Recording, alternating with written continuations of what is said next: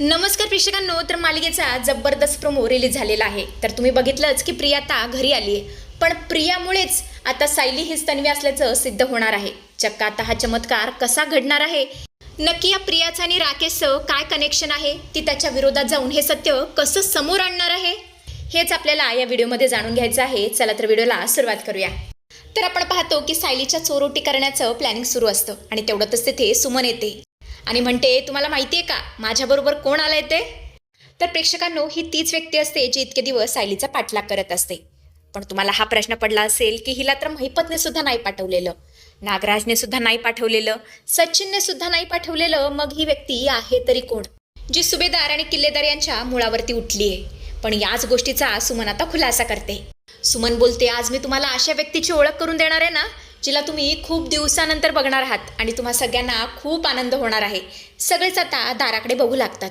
नक्की सुमन कोणाची ओळख करून देणार आहे याचं सगळ्यांना कुतूहल वाटत असतं.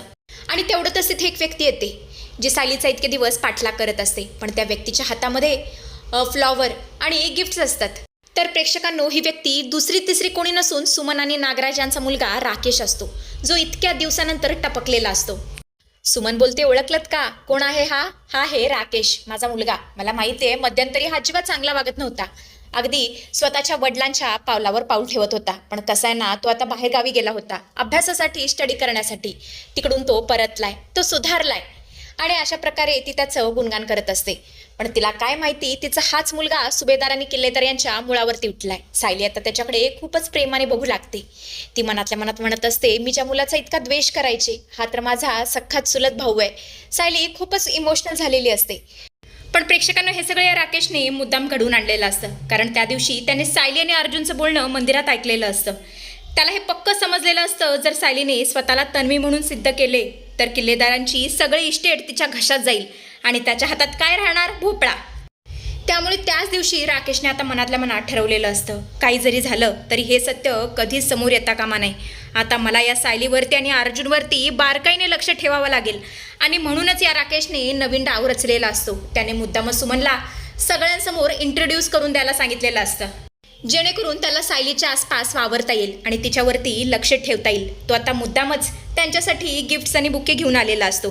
तो आता अर्जुनच्या जवळ जातो आणि म्हणतो, अर्जुन दादा, सायली बहिणी, कॉंग्रॅच्युलेशन, तुम्ही लवकरच आईवडील होणार आहात. मला मान्य आहे मी आजवर खूप चुकीचं वागलो, पण आता मला खरोखर सुधारायचं आहे. प्लीज मला स्वीकारा आणि मला एक दुसरी संधी द्या सुधारण्याची. पण भोळी सायली मात्र त्याच्याकडे खूपच प्रेमाने बघत असते. ती मनातल्या मनात विचार करत असते, इतके दिवस याचा मी तिरस्कार केला, पण हा तर माझा सख्खा चुलत भाऊ आहे. पण राकेशच्या मनात मात्र सायलीचा भयंकर तिरस्कार असतो. त्याचा हा गोडवा फक्त घरात राहून त्यांच्यावर पाळत ठेवण्यासाठीच असतो. दुसऱ्या दिवशी आपण पाहतो तर काय, सायली आता अर्जुनला बोलते, अहो चला, आपल्याला ठोस पुरावा मिळवावाच लागेल.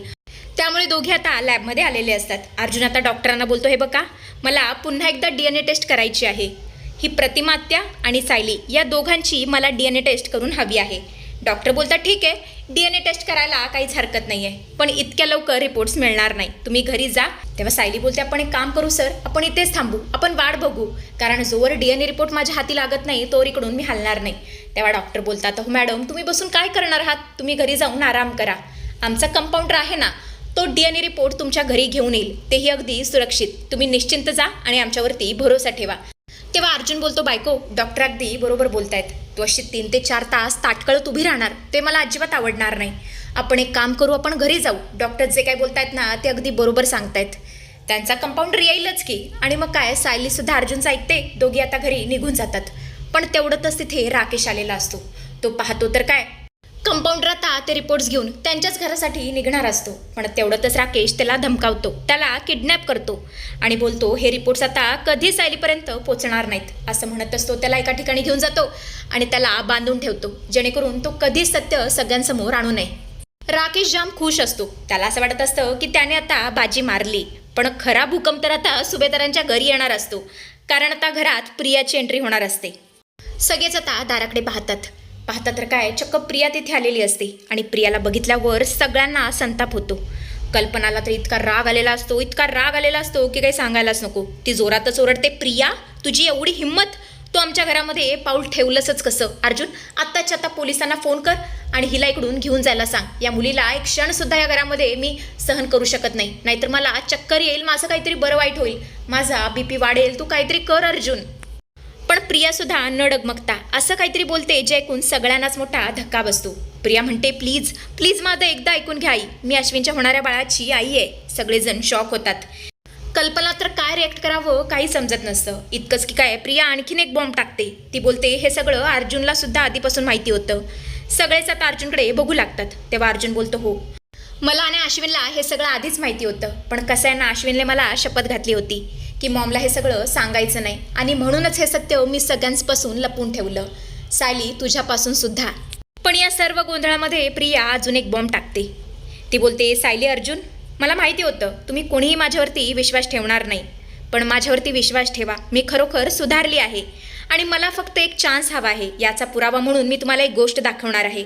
असं म्हणतच प्रिया त्या कंपाऊंडरला आतमध्ये घेऊन येते आणि त्याला बघून तरी सायली पूर्णपणे चमकलेली असते, पूर्णपणे चाट पडलेली असते. ती बोलते, अहो हा तर तोच कंपाऊंडर आहे ना जो लॅबमधून आपला DNA रिपोर्ट घेऊन येणार होता. हा तुझ्याकडे कसा काय प्रिया? हा माणूस तुझ्या ताब्यात कसं काय? हा सगळा काय प्रकार आहे प्रिया?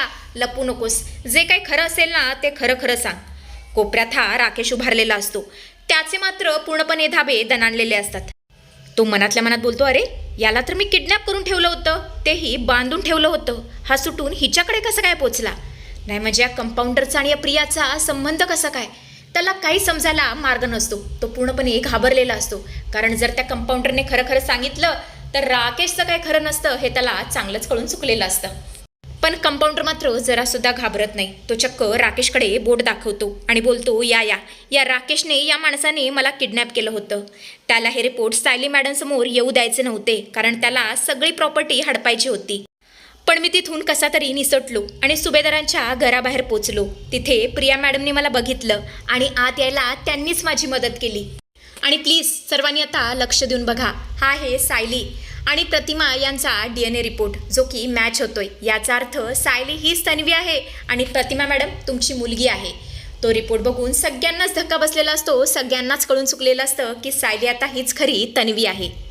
आणि हे सगळं ऐकून तर सायली अर्जुन पूर्णपणे चाट पडलेले असतात. नाही म्हणजे जी प्रिया, जिला असं वाटायचं होतं की हे सत्य समोर येऊ नये, चक्क तीच हे सत्य समोर घेऊन आली. हा सगळा काय प्रकार आहे? नक्की प्रिया सुधारली आहे का सुधारण्याची ॲक्टिंग करतीये? दोघांना काही समजायला मार्ग नसतो. सुमन मात्र पूर्णपणे रडवेली झालेली असते. ती बोलते, राकेश तू सुद्धा तुझ्या बापासारखाच निघालास. नाही म्हणजे मला वाटलं होतं बाप असा आहे, लेक तरी चांगलं असेल, आयुष्यभर तू माझी काळजी घेशील, तू माझ्यावर गेलायस, पण नाही, तू तुझ्या बापावरतीच गेलायस. साईला म्हणजे तुझ्या बहिणीला, आपल्या तन्वीला ही प्रॉपर्टी मिळू नये म्हणून तू इतका मोठा कट रचलास. खरंच मला लाज वाटतेय. असा नवरा आणि असा मुलगा माझ्या जन्मी आला, माझ्या पोटी आला. आता मी स्वतः पोलीस इन्स्पेक्टर यांना बोलवणार आहे आणि तुला घेऊन जायला लावणार आहे. जिथे तुझा बाप आहे ना तिथेच तू चढ, कारण तू कधीच बदलणार नाहीस. आणि अशा प्रकारे आता या राकेशला अटक होणार आहे. तर प्रेक्षकांनो, ही प्रिया खरोखर सुधारली आहे का? घरात घुसण्यासाठी तिने एक नवीन नाटक रचलंय, साधेपणाचा भोळेपणाचा आव आणतीये. तेव्हा आता या प्रियाचा नवीन काहीतरी डाव आहे का? प्रिया खरोखरच सुधारली आहे? मालिका संपवण्यासाठी तिला सुधारलेलं दाखवलंय हे तर आपल्याला येणाऱ्या भागातच बघायला मिळणार आहे. असेच अपडेट्स बघत राहण्यासाठी चॅनलशी कनेक्टेड राहा.